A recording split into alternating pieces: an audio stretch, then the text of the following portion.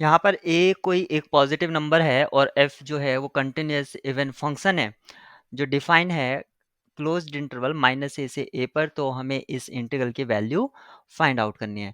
तो इस प्रॉब्लम को करने से पहले सबसे पहले हम डेफिनेट इंटीग्रल की दो प्रॉपर्टी को रिकॉल कर लेते हैं। वो जो दो प्रॉपर्टी हैं वो क्या है, अगर आपका इंटीग्रल जो है वो ए से बी पर इंटीग्रेट हो रहा है और ये function F x D x आपको दे रखा है, तो ये सेम होता है ए से बी, और लिमिट को जोड़िए और माइनस कर दीजिए वेरिएबल, यानी कि F of A plus B minus X D X. ये बड़ा ही इम्पोर्टेंट रिजल्ट है, या कह सकते हैं उसका प्रॉपर्टी है डेफिनेट इंटीग्रल की, जो कॉमनली यूज होती है। दूसरी जो इसमें प्रॉपर्टी है, अगर फंक्शन इवन है और माइनस ए से ए तक है, फंक्शन इवन है, तो आप इसको लिख सकते हैं 2 टाइम्स 0 से A F x D x. एक ये बड़ा ही इम्पोर्टेंट रिजल्ट है या प्रॉपर्टी है। तो इन दो प्रॉपर्टी को यूज़ करके हम इसकी वैल्यू फाइंड आउट करेंगे। तो सबसे पहले यहाँ पर जो एक्सप्रेशन दे रखा है वो दे रखा है माइनस ए से A F x D x, और यहाँ पर एफ एक्स के नीचे जो है 1 + e⁻x भी है। इसको फर्स्ट प्रॉपर्टी जो मैंने अभी बताई उसका यूज़ करते हैं, माइनस ए से A F of a minus x upon 1 + e⁻a minus x. ये हुआ, ये कैंसिल आउट हो गया है, तो यहाँ पर हमें क्या मिलता है, हमें मिलता है माइनस ए से ए इंटीग्रल, और ये मिला F of minus x upon 1 + e⁻x D x. और ये जो सेम होता है ये किसके होता है, माइनस ए से ए, क्योंकि एफ एक्स आपका एक इवन फंक्शन है, यानी कि क्या हुआ, F minus X equal to क्या हो जाता है, एफ एक्स।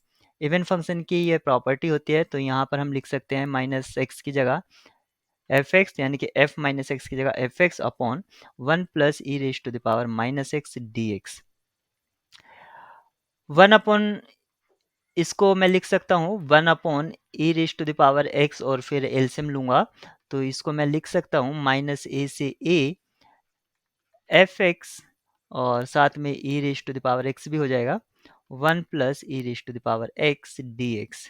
यानी कि आपकी जो इंटीग्रल दे रखा था, आपको जो इंटीग्रल दे रखा था वो था आई, उसको हम आई लेट कर लेते हैं, माइनस ए से A F x upon 1 + e⁻x और हमने जो अभी तक फाइंड आउट किया वो हुआ माइनस ए से ए एफ एक्स, और यहाँ पर e⁻x भी था 1 + e⁻x। ये इंटीग्रल हुआ हमारा।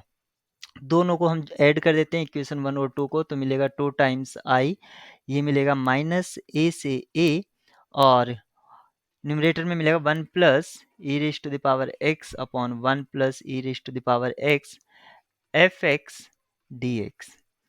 और यहाँ ये इससे न्यूमरेटर से डिनोमिनेटर का पार्ट जो था वो कैंसिल आउट हो गया, तो जो बचा माइनस ए से A F x D x, और यहाँ पर फंक्शन इवन है और जो इसकी लिमिट है उसको हम लिख सकते हैं 2 टाइम्स 0 से A F x D x.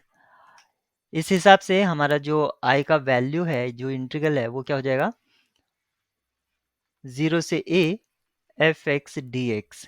अब देखते हैं कौन सा ऑप्शन ये वैल्यू दे रहा है 0 से A F x D x, यानी कि आपका ऑप्शन ए आपका करेक्ट की होगा।